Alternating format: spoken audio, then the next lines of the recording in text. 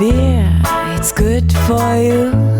Hello and welcome to the video. Within this video guide I will be taking you through all of the steps required to understand and brew my very tried and tested recipe for an American amber ale. This recipe has been tweaked and developed over time in keeping with my channel's recipe policy and is only shared now that it is up to standard. I will explain the recipe and demonstrate all of the steps before then finishing up by showing you the end beer and giving you my tasting notes. So let's get started.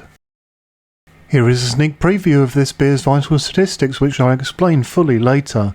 This beer offers approximately 5.4 ABV and a very interesting flavour profile which is balanced between malt and hops.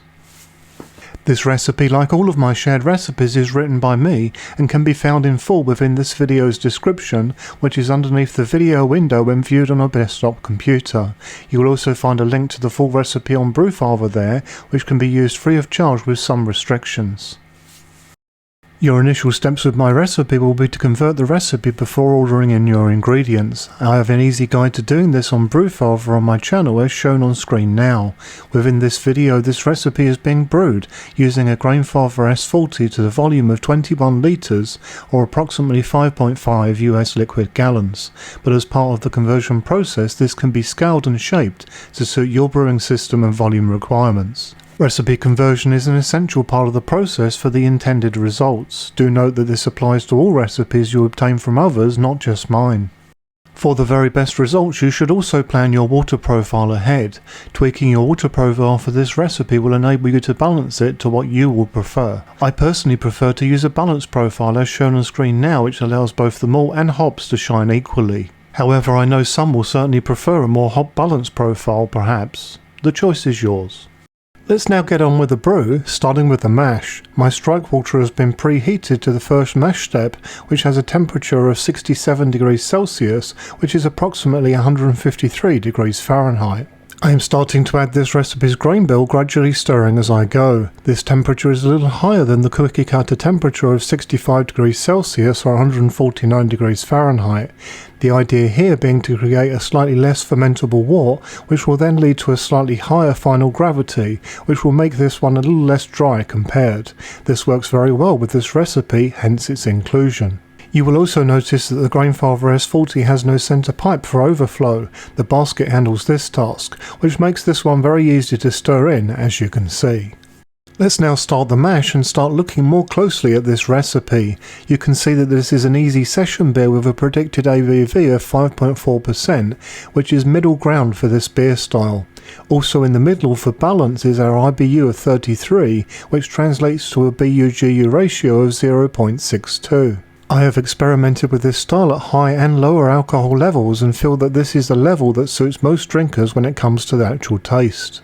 Moving on to our fermentables, we have Ale Malt as the base malt here at 80% of the grist. This provides a malty backbone, but I have given it a malty and slight sweet boost twist by including 10% extra Munich malt. Without the Munich malt we would have had 90% Ale Malt.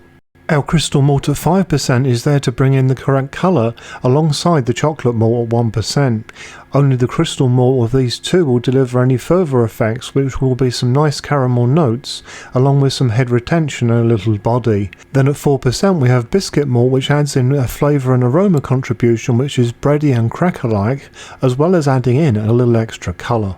After the mash I performed the sparge step. The S40 does not have a top plate just like the G40, so I was careful to cover all of the grain. Next up is the boil, and I started off by clearing the protein on top by stirring it so it can drop down before starting the boil timer. Some homebrewers like to remove this totally, but frankly it is not a common practice, and you will not find that breweries remove the protein because it is seen as part of the beer, adding some flavour and texture. Let's now look at the boil stage of the recipe and brew.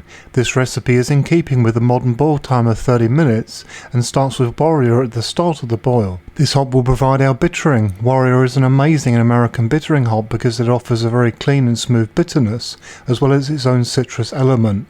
It is a very popular bittering choice for American craft breweries for these reasons. Also keep in mind that because we are only boiling for 30 minutes, more of the citrus element from Warrior will transfer into the beer's end taste compared to a 60-minute boil. At 15 minutes we have Amarillo and Centennial, which are both contributing to flavour and aroma.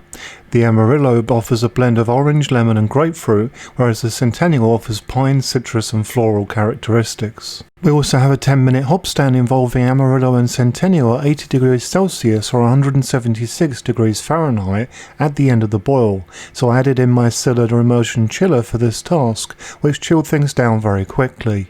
The purpose of this addition is to boost the aroma further. Due to how aroma works, this will also boost the perceived flavour too. Once the temperature was reached, I removed the immersion chiller and the 0-minute hops were added, and left to stand for 10 minutes after being whirlpooled. I am performing this whirlpool by hand, but you could use a paddle with a drill. The whirlpool is a great way to stir in our hops, but in actual fact the main reason to use it is to aid in producing a clearer wort by the end of the brew, meaning that when you transfer into your fermenter, you have a faster start on clarity. Whirlpooling will also reduce temperature, so for this step I set the brewing system to maintain the desired temperature. Next came transfer into my fermenter before adding my yeast of choice for this brew. The expected way to go for this style is with an American neutral yeast. Personally though, I'm using Vosk Fake. I really enjoy the results from using this yeast, but equally you can go another way and use neutral American yeast like Fermentis USO 5 if you like. Some will detect an orange ester from the Vosk Fake, but not many, including myself, but this will work very nicely anyway. Personally, the results that I get from Vosk Fake are very neutral. If you're using Vosk Fake, then I recommend a temperature of 35 degrees Celsius for regular fermentation, and if you're going to use pressure, you can certainly go higher if you are able to. Either way, this is going to be a very fast fermentation. Without pressure at 35 degrees Celsius, this brew had fermented out within 24 hours. Do note that I suggest to leave it for at least 5 days though. This is essentially to give the yeast time to clean up after itself. Let's now look at the end beer from this finalised, tried and tested recipe. As you can see from this pour footage, this has a beautiful golden amber colour. At the time of filming, this beer has been in the keg for just over 3 weeks at this point, at an average temperature of 5 degrees Celsius, which is the equivalent of 41 degrees Fahrenheit. This has been under 12 psi of pressure, which is 0.83 bar, for this time, and I'm using this pressure for serving too. No attempts have been made to clear this beer, so what you see is the natural results. Let's now look and talk tasting notes for the finished beer. In terms of aroma, we have aroma from the malt that is balanced by the citrus qualities of the hops. There is more coming from the hops in this case.